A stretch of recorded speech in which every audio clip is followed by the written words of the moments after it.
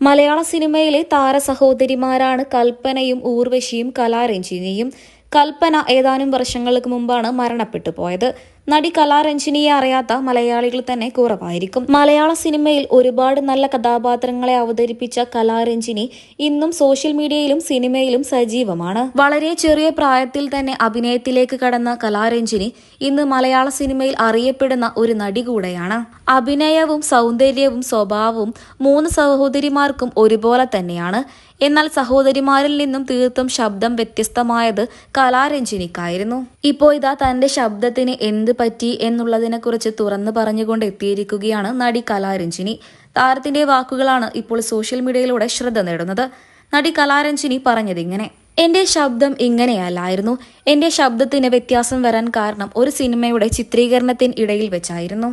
ഭരതനാട്യം എന്ന സിനിമയുടെ അഭിമുഖത്തിനിടയിൽ വെച്ചാണ് കലാരഞ്ജിനി തന്റെ ശബ്ദം നഷ്ടമായതിനെക്കുറിച്ച് തുറന്നു പറയുന്നത്. നുണക്കുഴി എന്ന ഈ സിനിമയുടെ ചിത്രീകരണത്തിലും എന്റെ ശബ്ദം തന്നെയാണ് ഉപയോഗിച്ചിരിക്കുന്നത്. എന്റെ ഇപ്പോഴത്തെ നിലവിലുള്ള ശബ്ദം തന്നെയാണ് ഈ സിനിമയ്ക്കും ഉപയോഗിച്ചിരിക്കുന്നത്. സിനിമയുടെ സംവിധായകൻ തന്നെയാണ് അങ്ങനെ പറഞ്ഞതും. ഈ സിനിമയിലെ ഞാൻ അവതരിപ്പിക്കുന്ന കഥാപാത്രം ഇങ്ങനെ ശബ്ദമുള്ള ഒരു വ്യക്തിയുടേതാണ്. അതുകൊണ്ട് തന്നെ ഈ സിനിമയുടെ ഡബ്ബിങ്ങും ഞാൻ തന്നെയാണ് ചെയ്തിരിക്കുന്നത്. എന്റെ കഥാപാത്രത്തിന് ഞാൻ തന്നെയാണ് ശബ്ദവും നൽകിയത്. ഞാൻ സംസാരിക്കുമ്പോഴും ഡബ്ബ് ചെയ്യുമ്പോഴും മറ്റുള്ളവർക്ക് തോന്നും എനിക്ക് സംസാരിക്കാൻ വളരെ പ്രയാസമുണ്ടെന്ന്. എന്നാൽ അത് തീർത്തും തോന്നുക മാത്രമാണ്. എനിക്ക് അങ്ങനെ യാതൊരു പ്രശ്നവുമില്ല.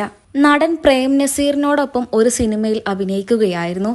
ആ സിനിമയുടെ ഷൂട്ടിങ്ങിനിടയിലാണ് എനിക്ക് ഇങ്ങനെ സംഭവിച്ചത്. ആ സിനിമയിൽ ഞാൻ അവതരിപ്പിക്കുന്ന കഥാപാത്രത്തിന്റെ വായയിൽ നിന്നും ചോര വരുന്ന ഒരു സീനുണ്ട്. അങ്ങനെ ബ്ലഡിന് വേണ്ടി അന്ന് ഒരു പൊടിയിൽ വെളിച്ചെണ്ണ ചേർത്തായിരുന്നു തയ്യാറാക്കിയിരുന്നത്. സിനിമയുടെ ചിത്രീകരണത്തിന് വേണ്ടി ആ പൊടി വായിലേക്ക് ഒഴിച്ചതേ ഓർമ്മയുള്ളൂ. ചുവപ്പ് നിറത്തിലുള്ള ഒരു പൊടിയായിരുന്നു അത്. അതിലേക്ക് വെളിച്ചെണ്ണ ഒഴിച്ചായിരുന്നു ബ്ലഡ് ഉണ്ടാക്കിയിരുന്നത്. അങ്ങനെ വായിലേക്ക് ഒഴിച്ചത് മാത്രമേ എനിക്ക് ഓർമ്മയുള്ളൂ.